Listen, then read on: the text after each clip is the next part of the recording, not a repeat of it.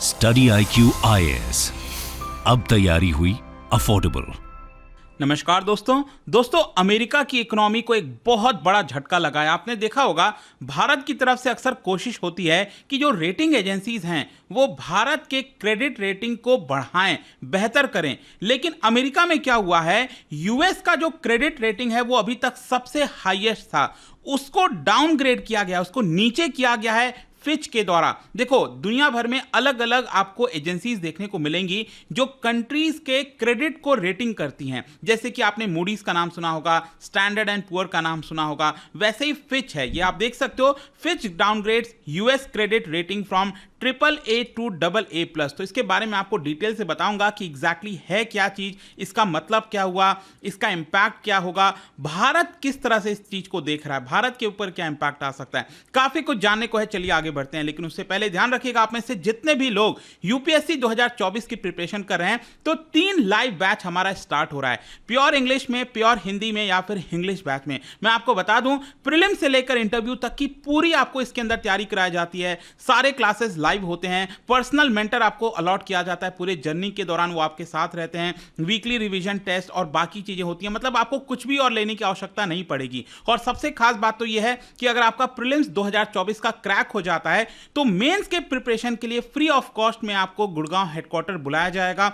Study IQ के यहां पर रहने की सुविधा, खाने की सुविधा और जो पूरी प्रिपरेशन होती है वो भी आपको फ्री ऑफ कॉस्ट में मिलेगी। तो बड़ा अपॉर्चुनिटी है, जल्दी से हमारे वेबसाइट ऐप पर जाइए और अपने सीट को बुक कर लीजिए by using the code Ankit live. इससे आपको सबसे ज्यादा डिस्काउंट मिलेगा। और अगर आप लॉन्ग टर्म बैच लेना चाहते हैं 2025 का तो वो भी अवेलेबल है। और इसके साथ साथ अगर आप MCQs अटेम्प्ट करना चाहते हैं तो मेरे इंस्टा पेज पर जाइए, वहां पर स्टोरीज में जितने भी MCQs हैं उसको आप अटेम्प्ट कर पाएंगे। तो चलिए शुरुआत करते हैं और सबसे पहले तो ये देखते हैं कि एग्जैक्टली हुआ क्या है। देखिए, जो ग्लोबल क्रेडिट रेटिंग एजेंसी है जिसका नाम है फिच, मैं आपको दिखाता हूं चार्ट के माध्यम से। आप देख सकते हो, स्टैंडर्ड एंड पुअर हो गया, मूडीज हो गया, फिच हो गया, ये सब अलग अलग देशों को रेटिंग देते हैं। जैसे कि फॉर एग्जांपल अगर मैं भारत की बात करूं तो भारत की रेटिंग अगर आप देखोगे ना तो वो इस समय ये है, दैट इज BBB-।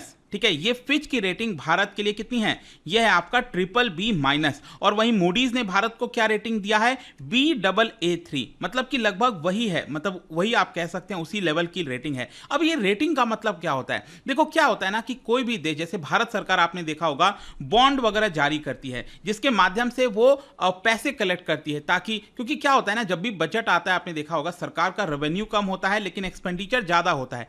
तो ये जो डिफरेंस है वो सरकार पैसा कहां से लाएगी, या तो अपना जो एसेट है उसको बेच देती है, सरकारी कंपनीज को बेच देती है, या फिर यहां पर बॉन्ड जारी करती है जिसके माध्यम से वो पैसा कलेक्ट करती है और उसके ऊपर उसको इंटरेस्ट रेट देना पड़ता है। तो बेसिकली क्या है ना कि अगर आपकी रेटिंग नीचे होगी, जैसे पाकिस्तान हो गया, इराक हो गया, इन सब देशों की अगर आप रेटिंग देखोगे तो बहुत नीचे है, जिसकी वजह से उनको बहुत ज्यादा इंटरेस्ट रेट पे करना पड़ता है। ये कुछ वैसा ही है कि बैंक के अंदर अगर कोई गरीब व्यक्ति जाता है तो बैंक उससे ज्यादा इंटरेस्ट चार्ज करता है, और वहीं अमीर व्यक्ति जाता है तो उससे कम इंटरेस्ट रेट चार्ज करता है। कुछ वैसा ही है कि अगर आपकी रेटिंग अच्छी है तो आपको यहां पर कम इंटरेस्ट रेट में पैसा मिल जाएगा, क्योंकि लोगों को भरोसा होता है कि आप यहां पर डिफॉल्ट नहीं करोगे, अगर आप पैसा ले रहे हो तो वो पैसा आप वापस करोगे। तो यूएस की इकोनॉमी तो बहुत स्ट्रांग है, दुनिया की सबसे स्ट्रांगेस्ट इकोनॉमी है यूएस की। और इसी की वजह से आप देखोगे तो जो यूएस की रेटिंग थी अभी तक फिच के द्वारा वो थी AAA। ये सबसे हाईएस्ट होता है, मतलब इससे हाईएस्ट कुछ भी नहीं होता।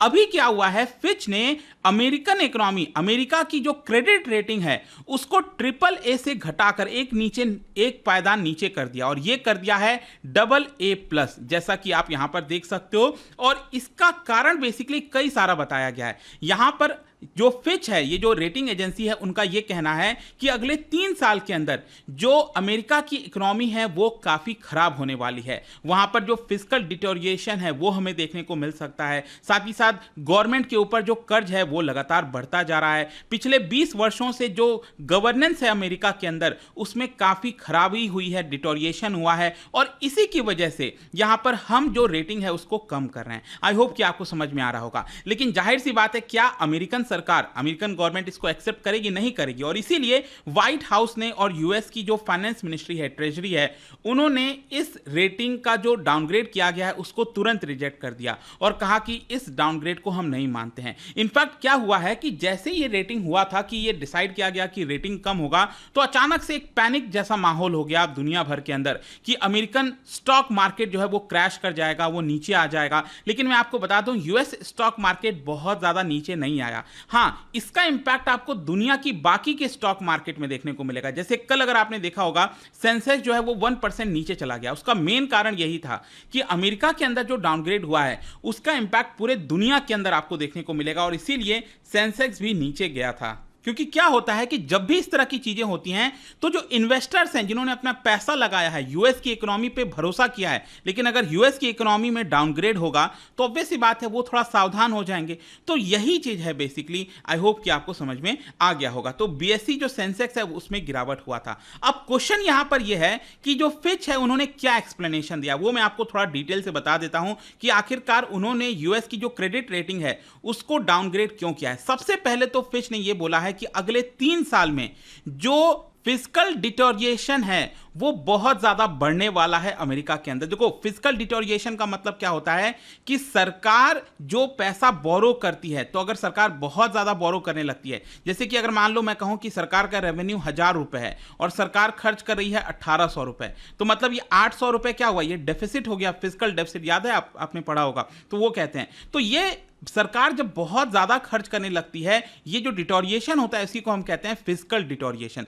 तो यूएस के अंदर अगले 3 साल के अंदर ये काफी खराब होने वाला है। फिर साथ ही साथ अब क्योंकि खराब होने वाला है, मतलब इसका क्या हुआ कि सरकार डेट बढ़ाएगी, अपना कर्ज और ज्यादा लेगी। तो इसकी वजह से यहां पर जो डिटोरिएशन है, जो रेटिंग है, उसमें गिरावट की गई है। फिर इनफैक्ट आपने देखा होगा अभी रिसेंटली क्या हुआ था, जून के महीने में फाइनली जो कांग्रेस है उन्होंने यहां पर रेजोल्यूशन पास कर दिया और डेट सीलिंग बढ़ाया था। आप सुन रहे होगे ना पिछले कुछ महीने से कि अमेरिका के अंदर यहां पर इमरजेंसी लग सकता है, फाइनेंशियल इमरजेंसी जैसे सिचुएशन आ सकते हैं, क्योंकि अमेरिका की सरकार जो भी खर्च करती है उनको अपने पार्लियामेंट से साइन कराना होता है। तो वहां की जो पार्लियामेंट है कांग्रेस, उन्होंने क्या हुआ था, जून तक इसको साइन नहीं किया था, डेट इंक्रीज करने का निर्णय नहीं लिया था, ऑल्दो लास्ट मिनट पर यह लिया गया था। तो इसी की वजह से फिच का यह कहना है कि ये जिस तरह से चीजें चल रही हैं, जो मैनेजमेंट किया जा रहा है अमेरिका के अंदर सरकार के द्वारा, वो दिखाता है कि चीजें सही नहीं हैं। वहां पर बजटिंग प्रोसेस बहुत ज्यादा कॉम्प्लेक्स है। और अगर हम वही देखें, बाकी जो कंट्रीज हैं जिनकी रेटिंग AAA है, तो वो बेहतर कर रहे हैं। तो इसी की वजह से हमें अमेरिका की जो क्रेडिट रेटिंग है उसको AA+ करना पड़ गया। फिर इसके साथ साथ फिच ने यह भी कहा है कि ये सारे फैक्टर्स के अलावा अमेरिका की जो इकोनॉमिक शॉक लगा है, इकोनॉमी को झटका लगा है, वहां पर टैक्स कट किया गया है, स्पेंडिंग इनिशिएटिव बढ़ाया गया है। फिर वहां पर क्या है कि मीडियम टर्म चैलेंजेस काफी सारे हैं, जैसे कि वहां पर अनएम्प्लॉयमेंट की समस्या। तो उसके लिए सरकार क्या करती है, अमेरिका की सरकार यहां पर अनएम्प्लॉयमेंट जो भत्ता है वो देती है, मेडिकेयर कॉस्ट उठाती है। तो ये सारी चीजों की वजह से सरकार का एक्सपेंडिचर बहुत ज्यादा हो रहा है और वहीं सरकार के रेवेन्यू की बात करें तो उतना ज्यादा नहीं है। तो ये सारे कारण हैं। अब क्वेश्चन ये है कि क्या ये पहली बार हुआ है, क्या यूएसए का जो क्रेडिट है, रेटिंग जो है, क्या वो पहली बार डाउनग्रेड किया गया? मैं आपको बता दूं कि सबसे पहली बार 2011 में किया गया था स्टैंडर्ड एंड पुअर के द्वारा। ये आप देख सकते हो यहां पर S&P का जो रेटिंग है वो इस तरह से होता है, AAA, AA+, इस तरह से आपको देखने को मिलेगा। तो एक्चुअली 2011 में क्या हुआ था, अगेन एक प्रॉब्लम आया था, वो था कि वहां पर अगेन डेट सीलिंग को बढ़ाना था, लेकिन वहां की जो पार्लियामेंट है, जो कांग्रेस है, वो उसको बढ़ा नहीं रही थी। तो ये सारे प्रॉब्लम्स को देखते हुए अगेन यहां पर स्टैंडर्ड एंड पुअर ने क्या किया, अमेरिका की जो रेटिंग है AAA उसको घटाकर AA+ कर दिया था। और मैं आपको बता दूं वो अभी तक चेंज नहीं हुआ है। S&P के अकॉर्डिंग अभी भी अमेरिका की जो रेटिंग है वो AA+ है, लेकिन यहां पर फिच ने इसको अब जाकर AAA से AA+ कर दिया। तो अब क्वेश्चन यह है कि इसकी वजह से मार्केट के ऊपर क्या इंपैक्ट आया। जैसा कि मैंने आपको पहले ही बोला कि अमेरिका के अंदर जो स्टॉक मार्केट है उसमें कोई खास गिरावट नहीं हुई थी, उसका असर आपको दुनिया की बाकी मार्केट जैसे भारत हो गया, बाकी जगहों पर देखने को मिला था। लेकिन यहां पर आगे अनुमान यह लगाया जा रहा है क्योंकि यूएस इन्वेस्टर सब कॉशियस हो गए हैं, जिसकी वजह से क्या होगा कि वहां की स्टॉक मार्केट में जो उछाल आनी चाहिए थी अगले कुछ समय में, वो अब शायद नहीं आ पाएगी। यूएस की स्टॉक मार्केट उतना तेजी से अब आगे नहीं बढ़ पाएगी क्योंकि वहां पर पर रेटिंग डाउनग्रेड किया गया है। अब क्वेश्चन यह है कि क्या यूएस की इकोनॉमी रिसेशन की तरफ जा रही है? आपको पता है ना रिसेशन का ऑफिशियल जो मतलब है वो क्या होता है, डेफिनेशन क्या है? देखो, रिसेशन हम तब कहते हैं कि जब 2 क्वार्टर लगातार कोई भी देश इकोनॉमी जब वो नेगेटिव ग्रोथ में जाता है, माइनस में जाता है। जैसे कोविड के दौरान आपको याद होगा भारत की जो फाइनेंशियल ईयर 2020-21 में जो क्वार्टर 1 था और क्वार्टर 2 था, इसमें हमारा नेगेटिव ग्रोथ हुआ था। क्वार्टर 1 में -23% का ग्रोथ हुआ था और क्वार्टर 2 में यहाँ पर माइनस आई थिंक शायद 7-8% के आसपास का हुआ था। तो ये जो गिरावट हुई थी ये लगातार 2 बार माइनस हुआ था, जिसकी वजह से हम टेक्निकली रिसेशन में आ गए थे।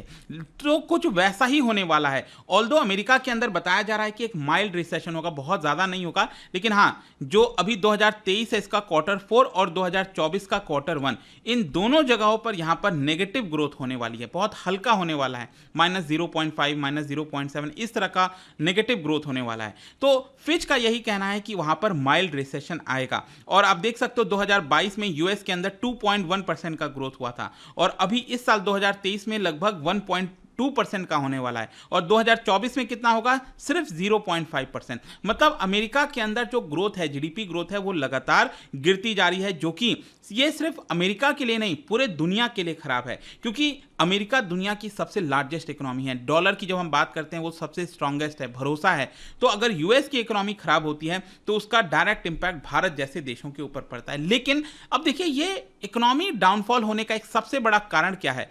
वो है इंटरेस्ट रेट में इंक्रीज होना।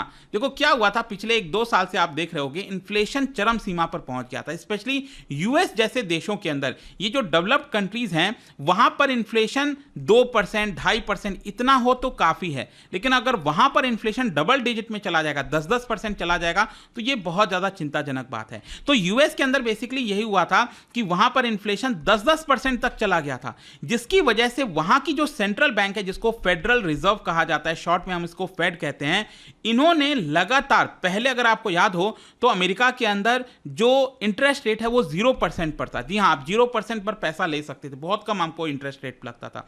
लेकिन जिस तरह से इन्फ्लेशन बढ़ रहा था यूएस के अंदर, इसको कंट्रोल करने के लिए, जैसे भारत में आपने देखा होगा आरबीआई क्या करता है, रेपो रेट को बढ़ाता है इन्फ्लेशन को कंट्रोल करने के लिए, वैसे ही यूएस के अंदर फेड ने लगातार इन्फ्लेशन को कंट्रोल करने के लिए जो इंटरेस्ट रेट है वो बढ़ाती गई। और इंटरेस्ट रेट अभी आप देखोगे लेटेस्ट ये पहुंच गया है 5.25 से लेकर 5.5% तक। ठीक है, ये वहां पर इंटरेस्ट रेट चल रहा है। तो बताया जा रहा है कि हो सकता है सितंबर तक इसको और बढ़ा दिया जाएगा, ये 5.5% से 5.75% कर दिया जाएगा। तो चिंता यही होता है, देखो जब भी इंटरेस्ट रेट बढ़ता है ना तो ये डायरेक्टली इंपैक्ट करता है ग्रोथ को। क्यों? क्योंकि इंटरेस्ट बढ़ेगा मतलब क्या है कि जो बिजनेसेस हैं, जो इंडस्ट्रीज हैं, क्या वो पैसा उधार पर लेंगे, क्या वो इन्वेस्टमेंट करेंगे? नहीं करेंगे। क्यों? क्योंकि इंटरेस्ट ज़्यादा है, उनको बहुत ज़्यादा इंटरेस्ट पे करना पड़ेगा, तो वो उधार कम लेंगे, इन्वेस्टमेंट कम होगा तो जीडीपी ग्रो नहीं करेगी। तो वही चीज़ होता है यहाँ पर, जिस तरीके से इंटरेस्ट रेट बढ़ाया गया है तो उसकी वजह से जीडीपी के ऊपर बड़ा इंपैक्ट आया। तो क्वेश्चन ये है कि ये इंटरेस्ट रेट अब कब कम होगा? बताया ये जा रहा है कि 2024 मार्च के बाद से शायद ये इंटरेस्ट रेट को कम किया जाएगा, लेकिन वो देखने वाली बात होगी। जब तक इन्फ्लेशन कंट्रोल नहीं हो जाता तब तक फेडरल रिजर्व, वहां की सेंट्रल बैंक, इंटरेस्ट रेट को कम नहीं करेगी। जहां तक भारत की बात है, देखो डोमेस्टिक फ्रंट पर अभी सिचुएशन ठीक ठाक है। डोमेस्टिकली अगर आप देखोगे तो हमारा भी इंटरेस्ट रेट, अगर आपको याद हो, रेपो रेट वो पहले 4% पर था, लेकिन इसको बढ़ाते बढ़ाते अब कर दिया गया है 6.5%। ठीक है, अब 10 अगस्त को फिर से आरबीआई का निर्णय आएगा। जो मॉनेटरी पॉलिसी कमेटी होती है, आपको पता है हर 2 महीने पर इसकी मीटिंग होती है, तो 10 अगस्त को निर्णय आएगा और देखना होगा कि क्या इसको 6.5% से बढ़ाया जाता है कि नहीं बढ़ाया जाता है। ऑल्दो अनुमान यही, एक्सपर्ट्स का यही कहना है कि इसको शायद नहीं बढ़ाया जाएगा। क्यों? क्योंकि भारत में जो इन्फ्लेशन है वो अभी कंट्रोल में आ गया है। जुलाई के महीने में आप देखोगे, जून के महीने में, तो उस समय जो सीपीआई है, कंज्यूमर प्राइस इंडेक्स, तो वो लगभग 4.5% आ गया था। तो हम इसको कंट्रोल कर लिए हैं इन्फ्लेशन को, लेकिन अभी भी चैलेंजेस है। देखना होगा कि भारत की आरबीआई क्या करती है। लेकिन यहां पर जो खबर है यूएस की अर्थव्यवस्था के लिए बहुत ज्यादा खराब थी, एंड आई होप कि इस वीडियो के माध्यम से आपको समझ में आ गया होगा कि ये डाउनग्रेड का मतलब क्या होता है, इसका इंपैक्ट क्या होगा। और जाने से पहले एक इंटरेस्टिंग क्वेश्चन, क्या आप बता सकते हैं which is the largest exporter of raw cashew, जो काजू होता है रॉ, वो उसका सबसे लार्जेस्ट एक्सपोर्टर कौन है दुनिया के अंदर। इसका राइट आंसर आप सबको पता है, मेरे इंस्टाग्राम पर तो मिलेगा ही, वहां पर अगर आप नहीं हो कोई बात नहीं, टेलीग्राम से ले सकते हैं इसका सही उत्तर। मैं कई सारे जो MCQs हैं वो यहाँ पर स्टोरीज में डालता रहता हूँ। बाकी अगर आपको PDF चाहिए तो टेलीग्राम पर आइए, अलग अलग सोशल मीडिया पर आप जुड़ पाओगे। और जैसा मैंने बताया था, UPSC की अगर आप तैयारी कर रहे हो, just use the code Ankit live to get maximum discount on any of the batches. कोई भी आपको लेना हो, these are the best batches available in the market. Simply आप हमारे वेबसाइट ऐप पर जाइए and don't forget to use the code Ankit live, क्योंकि इससे आपको जो मैक्सिमम डिस्काउंट होता है वो मिल जाता है। एंड आई होप कि वीडियो आपको पसंद आया होगा। मिलता हूं आपसे next time. Till then, thank you very much, see you soon. Study IQ IAS, अब तैयारी हुई अफोर्डेबल।